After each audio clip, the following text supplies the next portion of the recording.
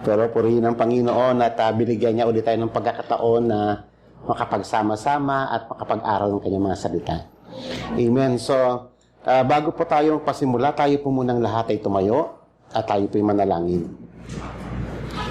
Ama, nagpapasalamat kami sa bawat pagkakataon na kami ay makadulog sa iyong mahabaging trono at upang matuto sa iyong mga salita. Panginoon, kami nabubuhay sa habag mo. Bawat minuto ng aming buhay, Lord, nakasalalay ang aming buhay at kinabukasan sa iyong mga salita at sa iyong divine providence. Panginoon, sa gabing ito, tulungan po kami na maunawaan ang mga bagay na aming pag-aaralan hango sa iyong mga salita. Bigyan po kami ng karunungan at pangunawa, Panginoong Diyos, sa iyong mga salita. Sa tulong ng Banal na Espiritu Santo, Ama. Thank you, Father God, na kami ay patuloy mong sinusustain sa panahon ng pandemic at sa lahat, Panginoon, ng mga kalamidad na dumadaan sa aming buhay. Ikaw ang aming tagapag-ingat. Purihin ka, Ama, sambahin ang banalong pangalan. In Jesus' name we pray. Amen. So, purihin po ang Panginoon. Sa gabi pong ito, atin pong pag-aaralan yung Prayer of Deliverance. No? Actually, kung gusto nyo makita yung part 1 nito, ay makikita nyo po yung nakapost po yan sa YouTube channel natin. No? Ito po ay part 2. Deliver us from ourselves. Noon kasi, nung pinag-aralan din po natin, no, yung Prayer of Deliverance, na ang pinagtuunan natin yung sa outside forces, no, iligtas tayo sa kalamidad, iligtas tayo sa mga masamang loob, no, sa ganon. Pero ito, maganda, part ito ng Prayer for Deliverance, na hingiin mo sa Panginoon na iligtas ka hindi from outside forces, kung hindi sa iyong sarili. Kasi, alam niyo mga kapatid, tayo lang na mga Kristiyano ang nakakaintindi nito. Nasa fallen state tayo, mga kapatid. Itong katawan natin, nasa fallen state ito. At mahalaga na makita natin yung ating mga natatagong mga kasalanan. No? At tayo ay magpasaklolo sa Panginoon, makita natin kung ano yun, at ang repentance, no, ang forgiveness is available sa lahat ng mga hinirang ng Panginoon. Okay, so gaya po ng sinabi ni King David sa Psalms chapter 19, verses 12 to 14, who can discern his errors? Kung tayo, mga kapatid lang, sa ganang atin, hindi natin makikita yung totoong kondisyon ng ating mga sarili. Kung tayo lang, kung wala yung habag ng Panginoong Hesus, kung wala yung banal na Espiritu, hindi natin makikita ang totoong kondisyon ng ating mga puso. Kaya maganda na sa pag tayo nanalangin, no, isama natin ito.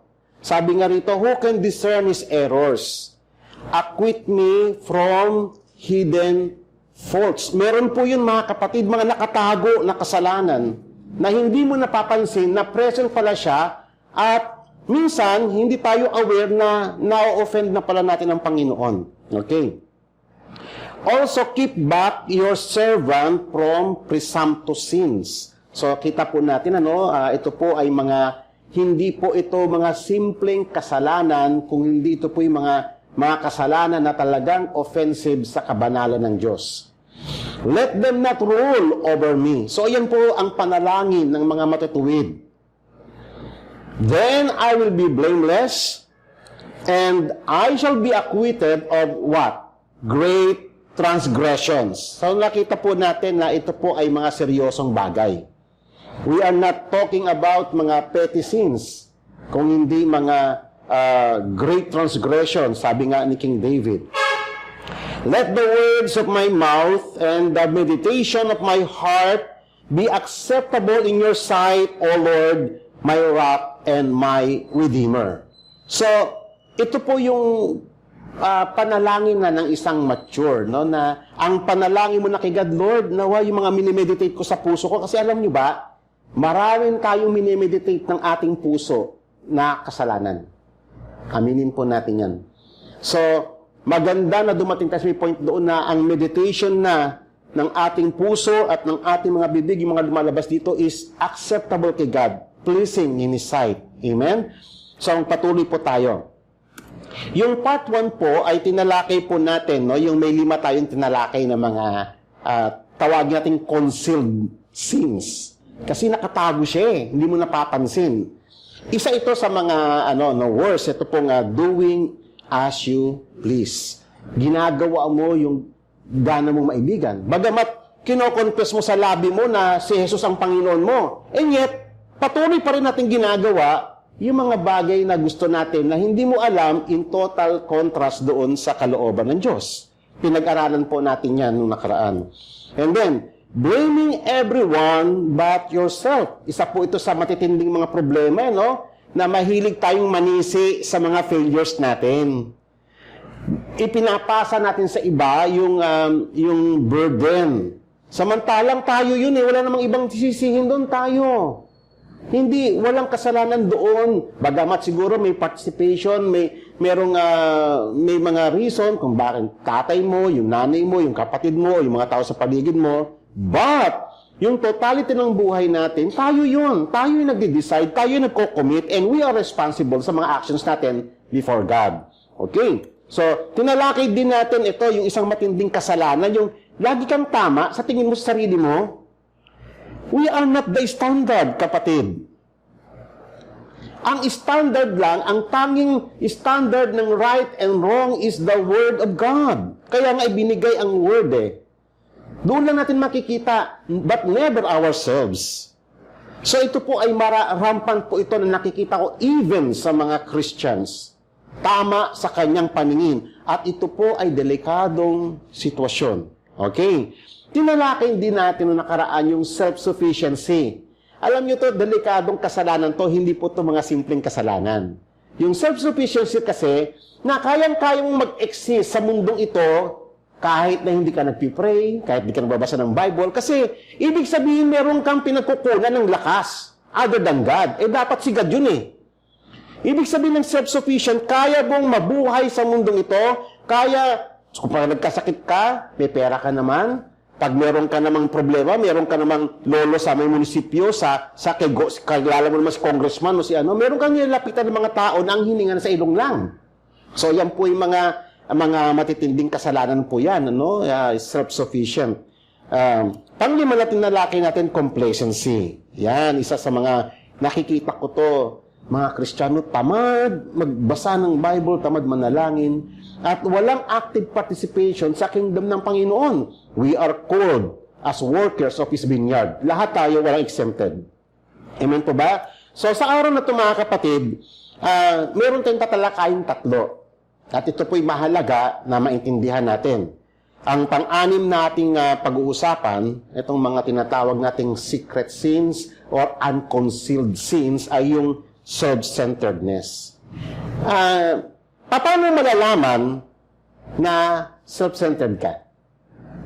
Sigurado ka ba na hindi ka self-centered? Okay. From the word self-centered na ikaw yung sentro, di ba? Nakikita mo sa root word niya, no? Na ikaw yung sentro. Ang tawag nga dyan ni Apostle John sa may 3 John chapter 1 verse 9, putting himself first. Yung sarili mo lagi ang inuuna mo. Amen? Okay. Mamaya pag-usapan po natin ang problem dito.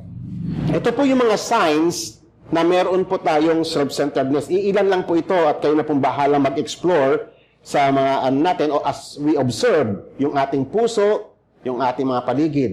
Kaya nga dito mga kapatid, sa pag-aaral nito, I encourage you na do not resist the Word of God. Instead, let's humble ourselves before the presence of God at magpa-soul searching tayo. Amen?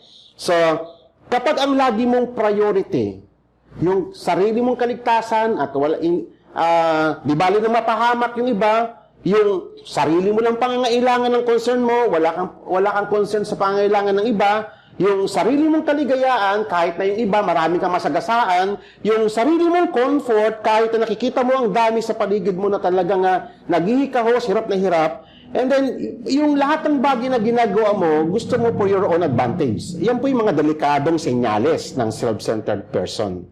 At marami pa pong iba. Okay? Kumuha lang po ako ng 5 mga vital points. Okay. Alam niyo po, yan po yung sinasabi ni Apostol Pablo doon sa may Filipos 3, verse 19 na, whose end is destruction, whose God is their what? Belly or appetite. Ibig sabihin yung ano nila, no? Yung naging Diyos na nila, yung sarili nila. Naging Diyos na nila. And whose glory is in their shame, who set their minds on earthly things.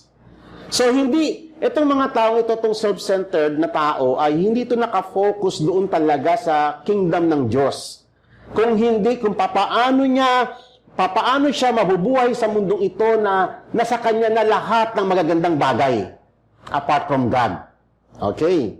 So, delikado po yung ganun mga kapatid. Kasi po, tayo po ay tinawag ng Panginoon to serve God and His purposes. Hindi yung ating mga sarili. May mga tao kasi na gusto niya, ang lahat ng tao, na siya yung focus of attention. Pag may sakit siya, dapat nararamdaman ng lahat na may sakit ko. Ganun. Pero pag ibang nagkakasakit, wala siyang pakialam. Hindi man lang siya napapakita ng care. Amen po ba? So, hindi po magagandang mga attitude ito, no? At ang pinakaugat po nito, mga kapatid, ay yung labis-labis ng pagmamahal niya sa kanyang sarili. Yan po ang root ng self-centeredness. At ito pong kasalanan ito, mga kapatid, isa po ito sa mga nakatagong kasalanan na hindi gaano itong na-expose. Okay? So, ito po, mga kapatid, is the very antithesis. Ano po ba ibig sabihin ng antithesis? Yung contrast o yung opposite ng lahat ng itinuro ng Panginoon sa atin. At lahat ng mga examples na binigay ng Panginoon sa atin, ito po ay indirect opposition. Kasi katulad na lang po nitong verse na to sa may Matthew 22, verse 37 to 39. Sinabi ng Panginoon, ang lahat ng nagnanasang lumapit sa Kanya, ano daw ang gagawin? First, let him deny himself. Ang taong self-centered, hindi niya kayang i-deny ang sarili niya kasi ngayon niya yung inuuna niya yung sarili niya. Sa halip na tayo ay maging self-centered, dapat mga kapatid tayo, mga Kristiyano tayong tinawag ng Panginoon, dapat ngayon, unti-unti na tayo nagiging God-centered.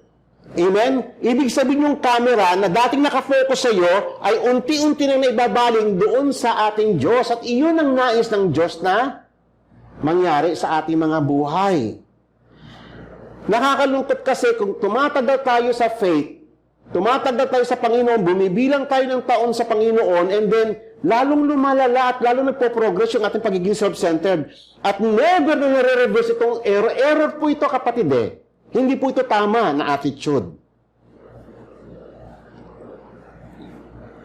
Okay? Pangalawa, kita ninyo ito pa, no? Ang isa pang matindi, self-centered na siya sa human perspective. Self-centered pa siya when it comes to God. Ito yung mas malala na alam niyo ba maraming mga Kristiyano ang ganito. Pag nagpe-pray siya, malalaman mo pag self-centered kayo sa prayer mo, puro sarili mo, pinipray mo. Sarili mong kaligtasan, sarili mong advantage, sarili mong mga ganito, kaligtasan, lahat. Puro sarili mo. And you never pray sa church, sa kingdom ng Panginoon. You never pray sa purpose ng Panginoon. You never pray para sa mga kapatid mo. Pero ang laging content ang ikaw, yung pamilya mo, laging ikaw yung ma-serve mo yung purpose mo. So, may mga Kristiyano na magpahanggang ngayon, ang tingin niya kay God ay self-serving. Na kailangan si God, dahil anak siya ng Diyos, kailangan ibigay ng Diyos lahat ng kanyang panalangin. That's error. Hindi po tama yun, kapatid. At tayo po, hindi po dapat maging self-serving yung ating tingin sa Panginoon. Kung tayo ay nanalangin at ditinugo ng Panginoon, and then patuloy ka mag-serve kay God. Amen? So, tanggapin natin kay God, anumang bagay ang ibigay niya sa atin, ito man ay sabihin natin kalusugan, ito man ay sakit karamdaman, ito man ay kasaganaan, ito man ay kahirapan, tanggapin natin ang lahat ng bagay ay nasa kamay ng Panginoon. Amen po ba? Matutunan natin na ano yun, na ang mahalaga mga kapatid ay yung we are serving the purposes of God. Amen? Yun po, pag ganun na po yung heart natin mga kapatid, ibig sabihin na sa tama ka ng perspective, na i-focus mo na hindi na sa sarili mo, kundi sa Panginoon. Kasi ang effect ng self-centeredness, pag hindi nabigay yung gusto mo, self-pity. Kaya maraming mga Kristiyano, mahilig mag-self-pity hanggang ngayon. Hindi ako napansin, hindi ako nakamayan. Alam mo, rampant yun sa mga Kristiyano nakikita kong gano'n mga simpleng mga bagay. Kasi sarili niyang focus eh. Hindi po tayo naririto para lamang kay pastor o sino pa mga tao sa church. Naririto tayo kasi tinawag tayong lahat ng Diyos. At si God, meron siyang ipapagawa sa atin. Amen? Hindi para makuha mo yung gusto mo, kung hindi ma-serve yung purpose ng Panginoon. Pag-aralan po natin na mag-isip ng ganun kapatid. At kapag ganun na ang takbo ng isip mo, ganun na ang takbo ng direction ng iyong pananampalataya, maganda yan kapatid. Ibig sabihin, naiiwanan muna yung pagiging self-centered natin. Okay. Kaya nga sabi nga ng Panginoon nung tayo tinuruan manalangin. Tignan niyo yung priority ng prayer Our Father, Thou art in heaven, hallowed be Thy name. Thy kingdom come, Thy will be done on earth as it is in heaven. Amen? So, yun yung top priority ng prayer. Yun ang pinaka-object ng prayer. Secondary lang yung give us this day our daily bread. Hindi po yun ang laging content. Kasi sabi nga ng Panginoon, kahit hindi ka magmanalangin, alam ng Diyos na kailangan mo yan eh. Kung isipin nyo to ako yung mga unbeliever nga, kung mga wicked nga, pinapakain ng Panginoon, how much mo yung mga anak niya? Amen po ba? Pero ang mas nais ng Panginoon ay yung maituon natin, maifocus natin yung sarili natin sa purposes niya, sa kingdom niya. Yung paglaganap ng kanyang kaharian dito sa ibabaw ng lupa. Na tayo ay maging part na yun. Kahit na tayo nagsasuffer sa mundong ito, alam mo mga unang Kristiyano, they die, they suffer hunger, they suffered persecutions for the sake of the kingdom of God. Amen po ba? Hindi na ibigay yung gusto nila. Basahin niyo yung Hebrews chapter 11. Pinagkaitan sila ng mundo. Ang pagkakadescribe ganang ganun eh. So, yung mga, may mga, lalo na po kasi ngayon, nauso na yung gospel na self-serving na tinuturo ng marami napansin ko ito eh, na mas nag-multiply yung mga churches na gano'n na pupunta ka sa church kasi may kailangan ka kay God. At na-encourage din kasi ng mga takapagturo na gano'n eh. That's wrong. Nandito tayo mga kapatid not to serve our own interest but the interest of God. Amen? Tinawag tayo ng Panginoon to the extent na ililay down natin ang life natin tulad ni Christ to serve the purpose of God. Amen po ba? Na i-offer natin yung ating mga sarili as a living sacrifice, holy and acceptable to God. Hindi lahat ng mga gusto natin na hinihingi sa Panginoon ay bibigay ng Diyos. Pero sinabi ng Panginoon, my grace is sufficient for you. Hindi magkukulang ang Diyos. Amen po ba si Paul nga eh? Nag-pray siya na tanggalin yung thorn in the flesh niya. Hindi tinatanggal ng Panginoon. Pero ang sabi ni God sa kanya, my grace is sufficient for you. And we have to understand that. Na hindi porke hindi binibigay ng Diyos yung panalangin mo, ay hindi ka na mahal ng Diyos. Tapos magsiself-pity ka na, tapos magdatampo ka na, hindi ka dadalo ng church eh. Wala naman nangyayari. Kasi mga self-serving na mga Kristiyano, actually, yan yung mga madalas na pupunta, magta-try dito sa church, and then kalaunan nung hindi niya na makuha yung gusto niya, alis na siya. Kasi mga self-serving nakatingin sa sarili. Amen? Ang tinawag ng Panginoon, He will lay down His life for the glory of God. Tatandaan natin ito, wag tayong lalayo rito. Our main objective in life is to glorify God and to enjoy Him forever. That's the reason we are here. For the glory of God. Wala na pong iba. To glorify Him. Kaya nga, kahit anong ginagawa mo sa church, kahit na ikaw na yung pinakamasipag sa church, kahit na ikaw na yung yung pinaka-giver sa church, kahit na ikaw yung pinaka-most active na member sa church, kung ang lahat ng ito ay ginagawa mo for the glory of your name, ang lahat ng iyon ay ashes sa harapan ng Diyos. We are here to glorify God. Kaya see to it, mga kapatid, sa lahat ng ginagawa natin, sa lahat ng mga pagkakaloob natin, sa lahat ng ating mga pagsiserve, must be for the glory of God because we are enjoying to serve God. Amen. To enjoy Him. Enjoy yung pagluluto, enjoy yung paglilinis, enjoy yung lahat. Because we are glorifying God. Amen. And that's our main goal. So, pag ganun na mga kapatid, ang condition ng heart mo, maganda yan. Ibig sabihin, hindi na ka na self-centered, God-centered na yung buhay mo. Amen. Kaya nga, sabi nga ng Panginoon sa Matthew 22, verse 37 to 39, "You shall love the Lord your God with all your heart, with all your soul, and with all your mind." Kita niyo mga kapatid, nasa halip sana na mahalin mo yung sarili mo kasi alam ng Diyos na sobra ang pagmamahal natin sa sarili natin. Alam ng Diyos yun eh. Kaya ibinabaling ng Panginoon yung camera sa Kanya for our own good. Hindi si God yung actually hindi tayo kailangan ni God eh. Hindi kailangan ni God yung pagmamahal natin. God is self-sufficient. Amen? Gusto ng Diyos na gawin natin to na mahalin mo siya ng buong puso, magiging maayos ang buhay natin, mai-align. Hanggat hindi kasi nakafocus yung ating being sa Kanya, hanggat sa sarili yung attention, madedestroy tayo. Madedestroy tayo. Kaya nga yung mga taong self-serving, destruction ang end niyan, ayon sa patotoo ng Biblia. And second is like it, you shall love your neighbor as yourself. Isama mo, kapwa mo. Amen? Kaya nga, alam nyo, ang ganda, no? Sa may Bible, basahin nyo ang Bible. Maging mindful kayo, lalo na yung mga servants ng Panginoon. Yung mga ginagamit, lalo na sa pagtuturo sa ng Panginoon. Lahat ng mga servants na maging mindful kayo. Kasi instruction nyo sa may Bible. Kaya kung magbabasa kayo sa Old Testament, pag may mga handaan kayo, pag may laging tatawagin yung mga Levita, sabing gano'n, laging silang imbitahan kasi wala silang portion. Diba? Samantala ang Israel noon, meron silang mga portion, may mga land sila, may mga inheritance sila, pero yung mga nag-serve kay God, walang mga portions. Kaya maging mindful kayo sa kanila. At dito naman, nakikita ko naman yun sa mga kapatiran, mindful naman sa mga workers. Pero wag lang kay Pastor Jess, wag lang sa kundi yung mga naglilingkod kay God, maging mindful kayo, lalo na yung mga faithful servants ng Panginoon.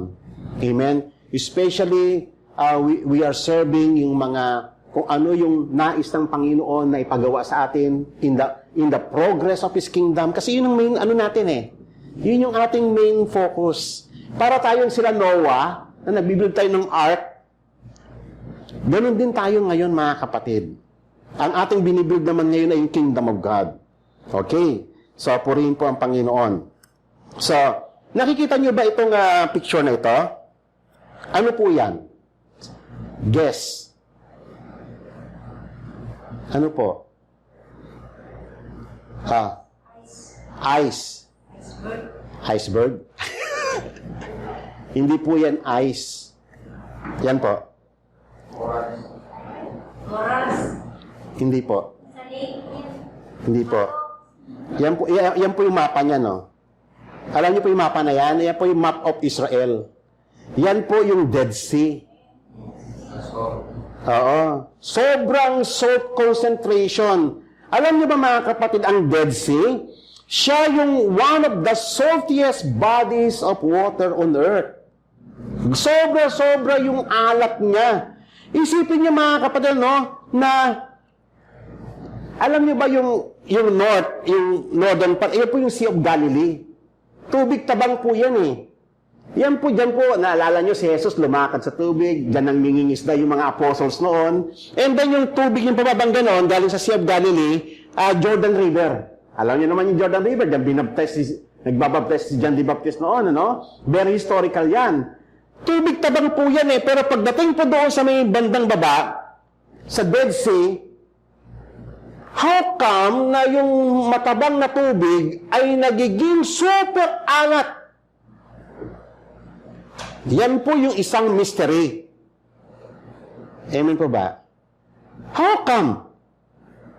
Amen? Alam niyo ba, dahil sa sobrang salt, salt content niya, bumababa yung nagre-recede yung lupa. Actually, ang init sa lugar na yan eh.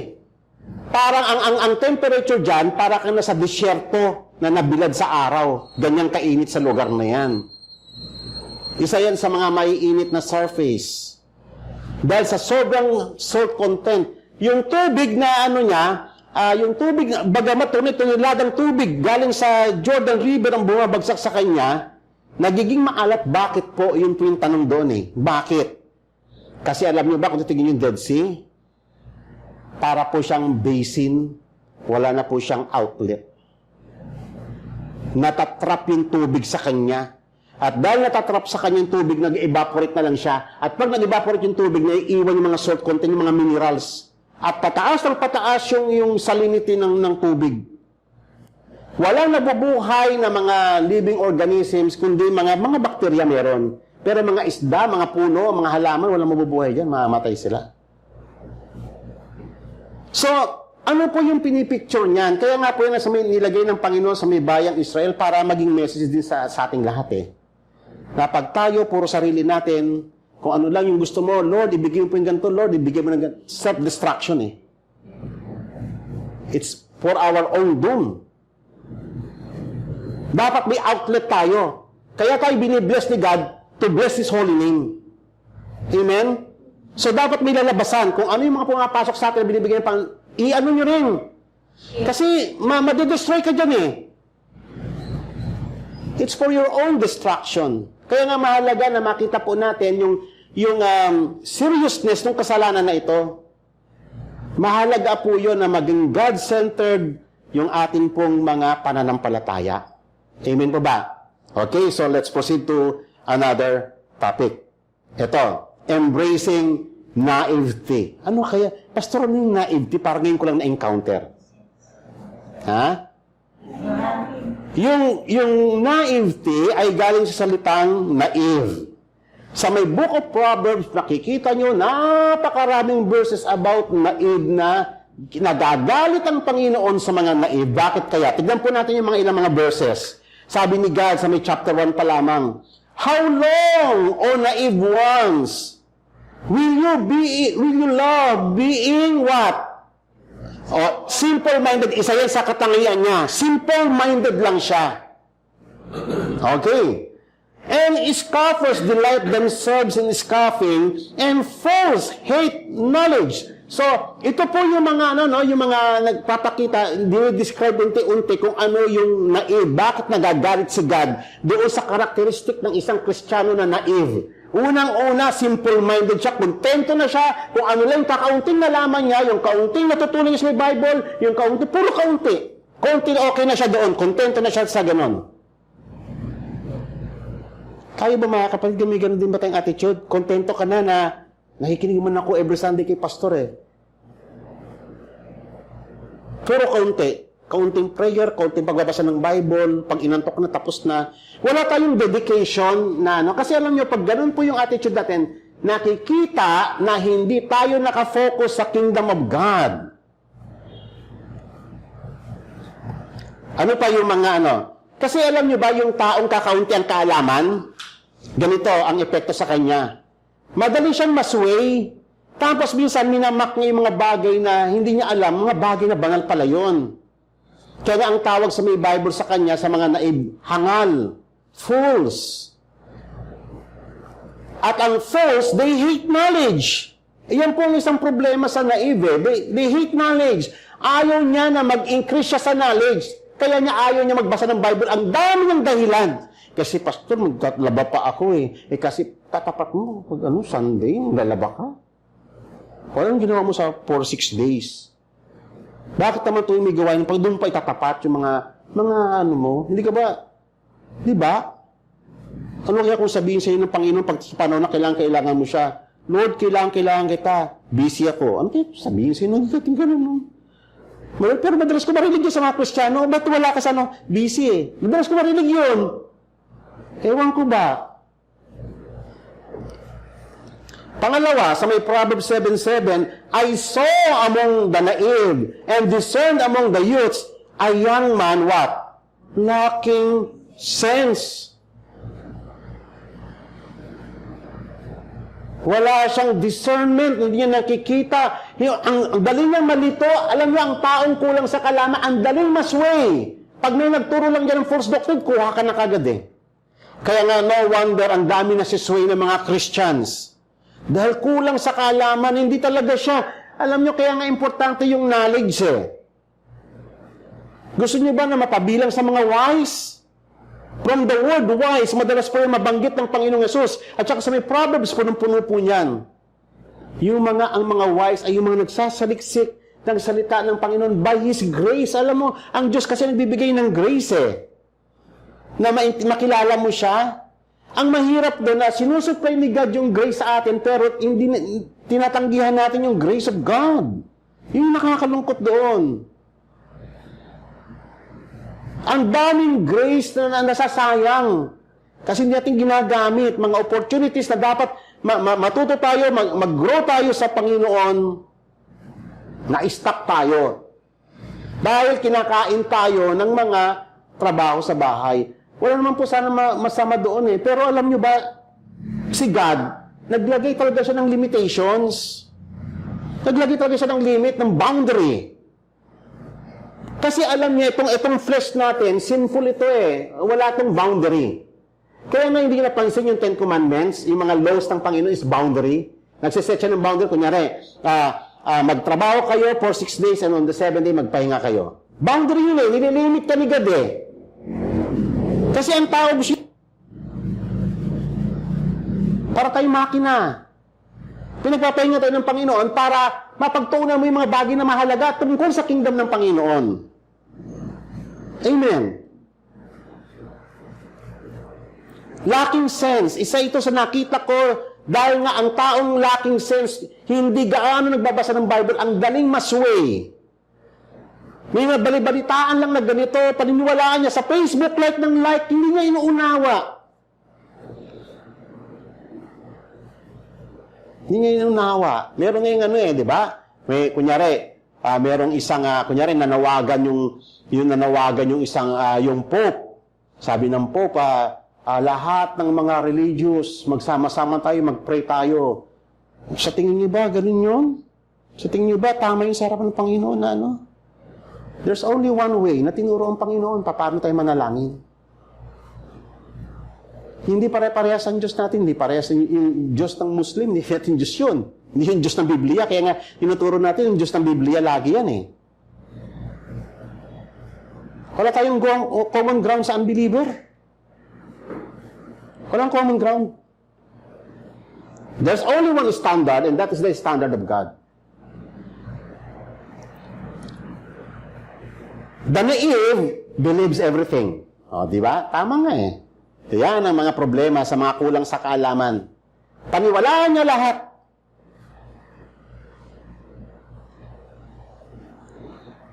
Sa may Facebook, isang problema eh. Nakita ko eh. Mga Kristiyano like ng like, tapos sinishare niya pa, tapos hindi niya inuunawa. Hindi niya nga nire-research kung fake news yun eh. Tapos pag tinignan mo, fake news nga. Kaso ni-like mo na, sinare mo pa. Yung error na yun, kasama ka sa pinakalat mo yung error, yung kabulaanan. Kung gusto nyo mag-share mga kapatid na mga nakikita nyo sa Facebook, i-search nyo muna kung totoo ba yun o hindi. Baka fake news kasi ang daming fake news sa Facebook. Maging responsible tayo. Amen? Kaya nga yun ang purpose ng Panginoon. Kaya nga sabi ko nga po sa Ephesians, and God send some to be a prophet, some to be apostles, some to be teachers and pastors, evangelists, to equip the saints, ganon. Nang sa ganon, hindi tayo nasisway ng anumang mga crafty doctrines. Hindi tayo basta-basta nasisway. May magsabi sa inyo, darating ang Panginoon, dyan ang Panginoon. Malapit nang dumating ang Panginoon. Actually, dami nabibiktima ng mga Kristiyano. Why? hindi nagbabasa kasi talaga ng Bible eh.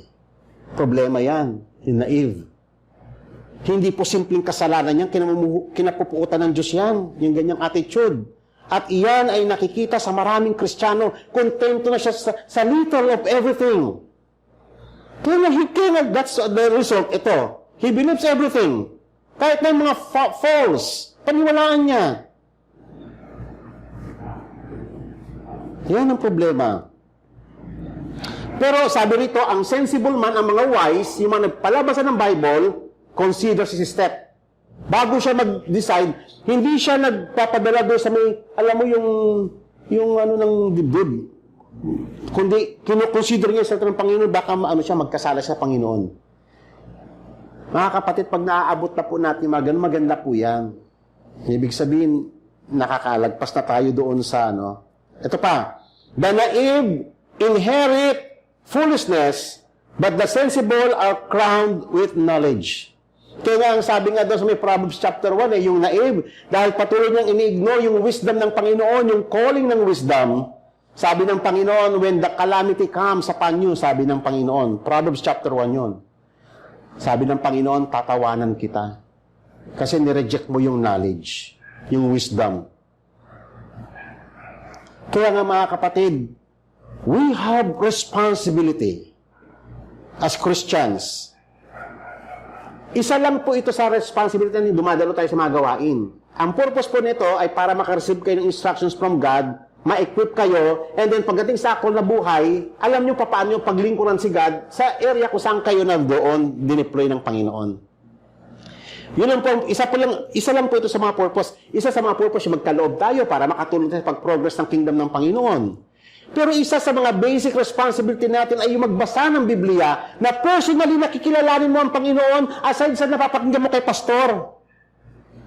Personally magbabasa ka kasi pag gusto ng Diyos na magpakilala siya sa iyo personally. Our God is a personal God. Amen. Father siya, kaya nga tinuruan tayo, our Father. Gusto ng Diyos na ma-establish yung relationship sa atin ng mga anak niya. Kaya nga, that's why maraming mga Kristiyano pa hanggang ngayon, aloof pa rin kay God. Takot manalangin. Kaya nga minsan, china-challenge ko minsan o ikaw nga mag-pray Ha? Pastor, bakit? Hindi ka ba nagpipray sa inyo? Ang prayer is basic yan sa mga Kristiyano. Hindi ka dapat na na pag inassign ka na mag-pray, that's, hindi magandang senyalis yun Amen po ba? Dapat ang Kristiyano ready siya. Pag inassign siya mag-pray siya. Kasi sa loob ng bahay, yung trabaho natin to lead our family sa prayer. Amen po ba? I-lead natin. Trabaho natin yan Prayer is basic sa atin na mga Kristiyano. Basic responsibility. Ang pagbabasa ng Bible, hindi kinakailangan from time to time, i-remind tayo. It is our basic responsibility. Parang ganito, bakit ka araw-araw dapat kumain? Bakit kinakailangan araw-araw ka maligo? Bakit kinakailangan mo araw-araw na magsipilyo? Tinuturuan ka pa ba ng nanay mo na magsipilyo ka araw-araw? Laki-laki mo na? Ikaw na kung saan gumagawa kasi alam mo, kailangan mo yun at walang ibang magsisipilyo para sa'yo. Ikaw yun. Ganon din ang pagbabasa ng Bible. Kung po pwede lang sana, gusto niya ba ng karunungan? Sabi ni God, sige nga, pila kayo, nga. Kung pwede lang sana ganun kaso hindi ganun Amen. Talagang isi-search ninyo ang scriptures. Isi-search ninyo na parang hidden treasure. Ikaw yun, kapatid. Hindi si pastor ang gagawa sa yun. Ikaw. Kinakailangan makilala mo si God. Alam mo kasi si God meron siyang personal touch Meron siyang personal na hipo. Meron siyang personal na pagtuturo. Yung Holy Spirit na ikaw nagbabasa, enlighten ka. Nakikita mo si God. Sa mga salita niya mismo. Amen? Bahagi lang po yung ginagampanan po namin na magturo sa inyo. Bahagi lang po yun. Kaya nga ako nalulungkot ako, nakita ko yan sa maraming mga Kristiyano, even dito po sa loob ng church, yung pagiging naive. They love being naive. Amen? Buti pa nga noon nagbabasa ng Bible, may mga memory verse, pero ngayon, lumipas na mga tao, wala nang love sa memory verse. Instead na mag-increase, nag-decrease. Amen po ba? Nakakalungkot yun, di po ba? Kaya nga, tatandaan po natin, ano po yung implication ng pagiging naive? You are revolting against maturity. It is a revolt against maturity. Why? Kasi inordain tayo ng Panginoon na mag-grow. Kung sa physical aspect nga, ang mga bata ay nag-grow, tayo physically nag-grow tayo into maturity. Ganon din po sa spiritual. Gaya po na sinasabi sa Ephesians chapter 4, we are to grow. In what aspect? In all aspects. Sabi ng Panginoon, into Him, who is the head, even Christ, and put on the new self, which is in the likeness of God, has been created in righteousness and holiness of the truth. Nais ng Diyos yun, na mag-grow tayo sa pagkakilala sa Panginoon, mag-grow tayo sa pagkakaunawa sa purpose ng Panginoon, mag-grow tayo sa pagsiserve sa Kanya. Kasama doon sa pag-grow natin yung pagkaunawa sa Kanyang salita at iyon ang bibigay sa atin ng maturity. Hindi po pwedeng ma-left behind ang Word of God. Ano pa ang sabi ng Biblia? Until we all attain to the unity of the faith and of the knowledge of the Son of God, to a mature man, to the measure of the stature which belongs to the fullness of Christ. Yan ang nais ng Diyos na marating natin, maabot natin yun. Yung estadong ito, mag-mature tayong lahat to a mature man. Yan ang gusto ng Diyos. At kayo po ito, mga kapatid. I do believe, mga kapatid, kung ano ang ginawa ng Panginoon sa amin, kung paano kami sinuplayan ng Diyos ng lakas by His grace, ganun din ang gagawin ng Diyos sa inyo. Mahalin niyo lang ang Kanyang mga salita. Amen? Otherwise, sa halip na mag-progress kayo, magre-regress kayo. Paatras. Amen. Tingnan niyo ang verse na to sa Galatians 4:19. My children, with whom I am labor, until Christ is formed in you. Nakita niyo mga kapatid, ano ang gusto mo? Manatili kang immature, na katulad ni Mr. Bean? Immature forever? Perpetual immaturity? Or gusto mong mag-grow, mag-increase sa pagkakakilala sa Panginoon? Lord, I want to know you more. Read your Bible. Amen? Read your Bible. Kung gusto mo makilala ang Diyos. Hindi magandang senyales, mga kapatid, yung halos lahat ng teleserye na susubaybayan natin. Pero ang Word of God napapabayaan natin. Hindi magandang senyales. Hindi ko po sinasabi na huwag kayong manood. Pero meron po tayong priority. Meron po tayong top priority. And that is the Word of God. Yung purpose ng Panginoon ma-serve natin. Uulitin ko po, mga kapatid, ano po yung ating highest goal sa life nito? To glorify God and to enjoy Him forever. Mas i-enjoy nyo si God kaysa mga teleserye o yung mga bagay na makamundo. Amen po ba? I-glorify nyo siya. Kung kayo man nasa loob ng bahay, hindi man kayo nakikita ng mga kapatiran, yun yung heart natin, glorifying God. Pangatlo, isa po ito sa nakita kong problem at dito po tayo mag-i-end muna sa vain reasoning and vain philosophy.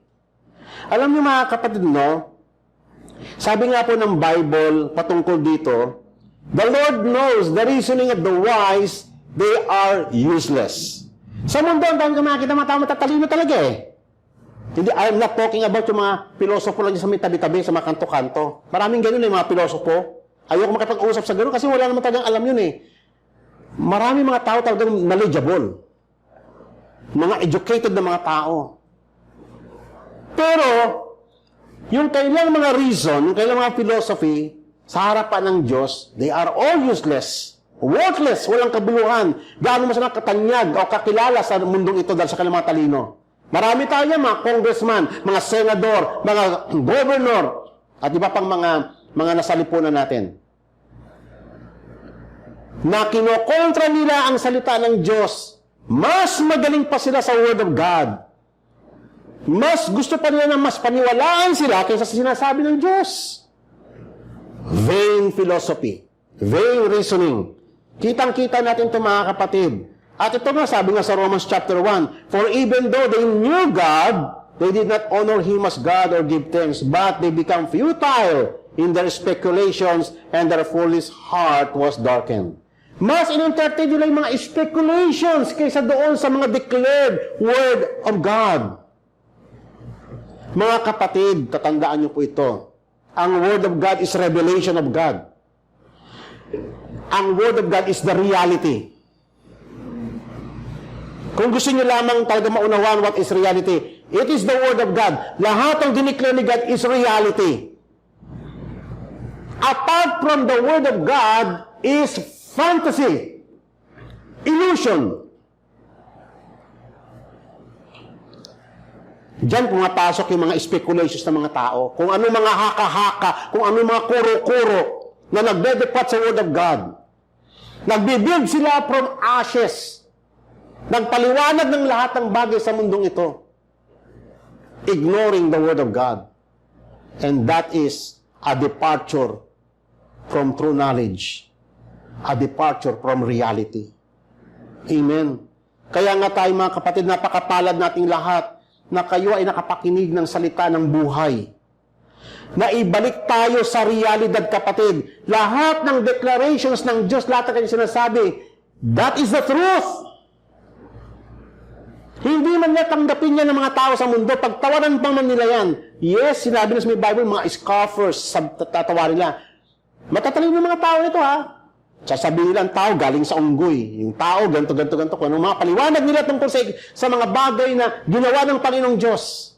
Sa origin ng tao, sa origin ng universe, sa lahat ng mga bagay sa mundong ito, they explain it apart from the knowledge of God. At iyan ay karumal-dumal sa Panginoon. Amen? Kaya nga sabi ng Panginoon, For the wrath of God is revealed from heaven against all ungodliness and unrighteousness of men who suppress the truth in their unrighteousness. They are suppressing the truth of God. Amen? Ito pong mga binigay kong example sa inyo ay nakikita natin ito. Yung mga vain philosophy, yung mga futile reasoning sa mga mundo. How about sa mga Christians? Wala na ba ito? Bakit ang dami-daming pagkatalo-talo sa loob ng church? Among Christians, among mga preachers, mga tagapagturo, debate dito, debate doon. Gagamitin pa nila yung salita ng Panginoon. Babaluktutin ng mga katotohanan. Kahit alam na nilang obvious yung sinasabi ng Bible, pipilitin nila, babaluktutin nila para may pakita lang tama yung doktrina nila. At the expense of the Word of God. Wala silang mga takot. Tapos pag nanalo yung argument nila, panalo tayo. At the expense of Word of God. Pero sa harapan ng Diyos, kinapuputas na ng Panginoon. Mga vain reasoning, mga philosophy, na ipipilit, alam na nilang tama, ito yung malinaw sinasabi ng ipipilit pa rin nila yung mga speculations nila. Hindi lamang mga unbeliever may ganyan, marami yan sa mga Kristiyano. Nakita ko yan, napanood ko sa TV, marami.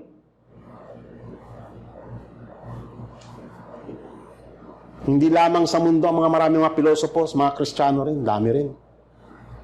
Ginagamit nila, nilalaro nila ang Word of God.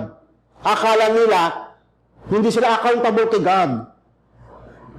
Kaya nga dapat mga kapatid, pag naririnig mo yung true knowledge of God, pag naririnig mo kanyang salita, manginig ka sa takot kasi salita ng Diyos yun eh. Ang lahat dapat magbabow down doon. And do not exalt yung ating mga logic above God, above His Word. Kasi sa Kanya nang galing ang lahat ng logic, lahat ng reasoning, lahat ng nang meron tayo ngayon, lahat ng ating mga philosophy galing sa Diyos. It must be, kaya yung binigay ni God as a gift sa atin sa mundong ito, to take dominion. Pero kung gagamitin natin yon to distort the truth of God, we are sinning against God. At ito ay serious sin.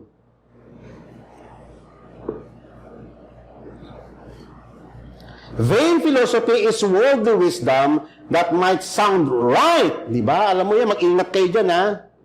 Maraming mga lumalapit sa inyo, nagtuturo na parang it sounds right, parang tama ng sinasabi niya. Parang tunog tama. Actually, ang dami nabibiktima ng mga Kristiyano dyan, eh. Mga false teachings na parang tunog Kristiyano. Ingat kayo dyan. Ang daming ganyan, naglipana ngayon yan. Pinasok yung mga churches. Na-witness ko po yan. Hindi lahat nakikita yung parang tunog Kristiyano, parang tunog tama. Paniniwalaan ninyo. Kaya nga mahalaga yung nagbabasa tayo ng Bible kasi iyon yung ating basis. At lahat ng ating reasoning, lahat ng ating philosophy, papailalim natin sa authority ng Word of God. Amen? Kung nakikita mo na talagang yung sinasabi mo, yung pinanindigan mo ay taliwas doon sa salita ng Panginoon, magpakababa ka na kasi dapat ma-exalt yung Word of God. Amen. Kaya nga sabi nga ng Panginoon today, if you hear my voice, do not harden your hearts as in the days of trials in the wilderness. There are churches that teach such vain philosophy and deceive others because it might sound right, such as the Pharisees with their religious traditions that made the Word of God ineffective. Sa pamamagitan ng kanilang mga sinasabi na parang tunog tama. Kunyari, mayroong isang prophet kuno na nagpopropisay, ganito, paniwalaan mo naman kasi parang tunog tama eh. Parang tunog Kristiyano. Paniwalaan mo din. They are declaring the Word of God ineffective. Amen? Katulad po sa ito po yung mga example, sila Hymenaeus, sila Alexander, sila Diotrephes. Ang dami pa, nagkakalat ng mga false teachings sa loob ng church. They are using the Word of God para i-distort yung truth. Kaya nga mga kapatid, mahalaga mga kapatid na ipailalim natin kay Christ yung ating mga reasoning. Amen? Never attempt na makipag-argue yung kung ano na sa mind mo, yung nakalakihan mo, na kukontrahin mo yung sinabi ng Panginoon declaration, huwag mo gagawin yun. Dapat magbabow down ka pag Word of God.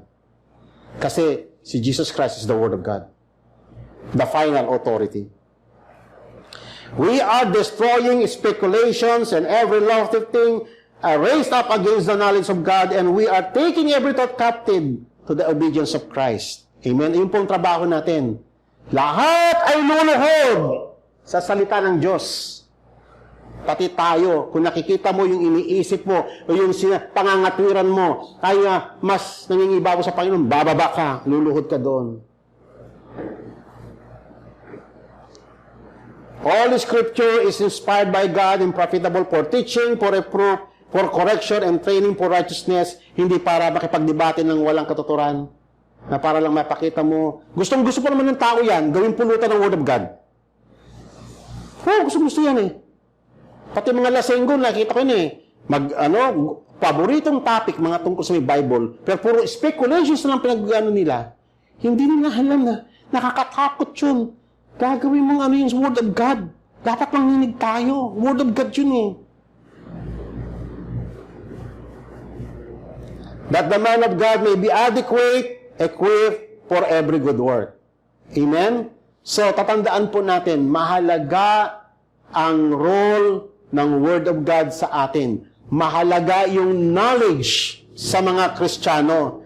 At mahalaga yung we take responsibility to learn more, to know more about our God. Amen po ba? So, I pray mga kapatid, ito pong tatlo na ating pinag-usapan sa araw na to ay nakatulong sa atin na ma-open at next week pag-uusapan pa natin ilang mga bagay. Ito po yung mga tagong kasalanan kasi. Hindi ganito napapansin. Pero ito po yung mga seryosong kasalanan against God. Yung i-embrace mo, yung mag-revolt ka against sa maturity na nais ng Panginoon.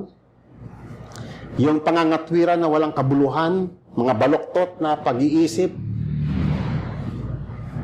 Amen? Tsaka yung self-centeredness. They are serious sins. Mga great transgressions na sinasabi ni King David. Kaya nga I encourage everybody na let's humble ourselves. Matuto tayong umamin. Kung nakikita natin ito, The Lord is not condemning us. Actually, He is saving us from our folly. Kaya nga, maging ano natin yon, maging lagi nating tatandaan yung sinabi sa Hebrews chapter 4. Today, if you hear His voice, do not harden your hearts as in the days of trials in the wilderness. Amen? Let's humble ourselves before God nang sa ganun ng Panginoon, turuan pa tayo ng mas maraming pang bagay. Amen? At mabago yung ating buhay. At magkaroon tayo ng pag-asa sa inaharap. Tayo pong lahat ay yumuko at tayo po'y manalangin. Ama, nagpapasalamat kami sa napakasagana mong habag sa amin. Na kami ay dumating sa may punto na makilala ka namin at makita po namin ang karumihan ng aming puso. At lalo kaming dumulog, Panginoon, sa mahabagin mong trono. Sapagkat, O Lord, napakasagana ng habag mo, ang iyong compassion, O Lord, na iniukol sa aming lahat. Nang sa ganun kaming lahat ay makapanumbalik sa iyo, sa iyong eternal purpose at maserve po namin, O Lord, ang iyong kingdom. Panginoong Diyos, thank you, O Lord, na sa gabing ito ay na-declare po namin, O Lord God, ang iyong mga salita at nawa ang pagkatakot sa iyo ay manatili sa aming mga puso, Panginoon. Lord, we humble ourselves before you. We repent of our sins. We repent, O Lord God, sa aming pagiging self-centered. We repent, Panginoon, sa aming pagiging self-serving. We repent, Panginoon, sa aming mga vain philosophies, mga futile thinking. Lord, forgive us, O Lord God, sa aming immaturity, Panginoon. Sa aming mga negligence, O Lord, na i-take yung responsibility na mag-aral ng iyong mga salita personally. Kilalanin ka personal, Lord God, sapagkat you are a personal God. Forgive us, O Lord God. Lord, be compassionate to us and help us, O Lord, for we are weak. Lord, by the Holy Spirit, O Lord, grant us, O Lord God, the strength to obey and keep your statutes, O Lord God. Panginoon, salamat po sa gabi nito. At nawa, Panginoon, kahabagan mo kami at i-grant mo, O Lord, ang lahat ng panalangin ng iyong mga anak. Ama, dadako po kami sa aming mga personal prayer and may your ears be attentive, O God, sa aming mga panalangin. Hallelujah.